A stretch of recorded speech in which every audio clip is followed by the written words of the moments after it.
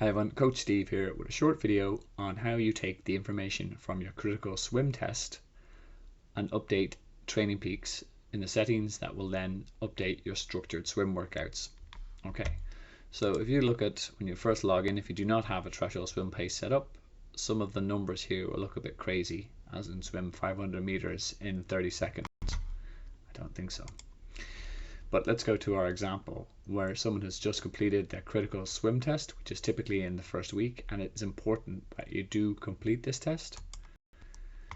So instructions are all there, and bear in mind this does not upload to your Garmin because it's a test and you need to nail down the numbers. But there's a 400 meter time trial part and a 200 meter time trial part.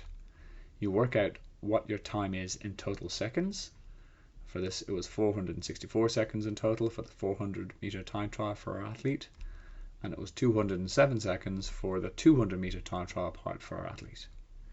You take those numbers away from one another, so 464 minus 207 in our example, and then you divide that by 2, which gives our athlete an approximate critical swim speed or threshold pace of 2 minutes and 8 seconds. Okay, so what do we do with that? So we take out of that and we update our athletes by going to the name or your name in the top right hand corner, click on settings. You're going to be going to zones and you're going to be going to speed and pace. Now as you see, there's no speed or pace set up for our swim activity yet, so that's where we click on swim, add, and this is where we enter in our 2 minutes and 8 seconds for our athlete. We're going to choose threshold speed.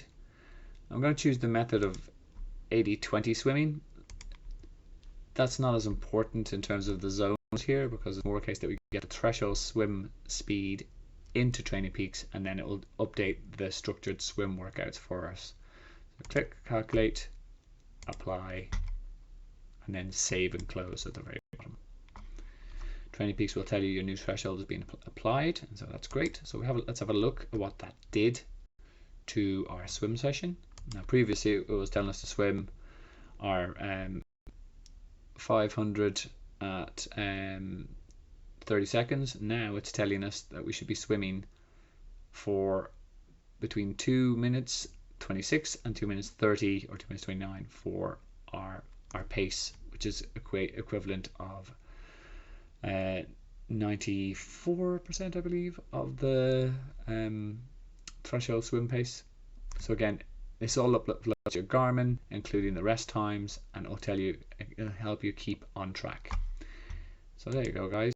That's how a swim test will update your structured workouts as long as you get it right in the settings. You will retest in the build phase and hopefully you'll see some improvements and your threshold speed pace will have gone down. Okay guys, happy training.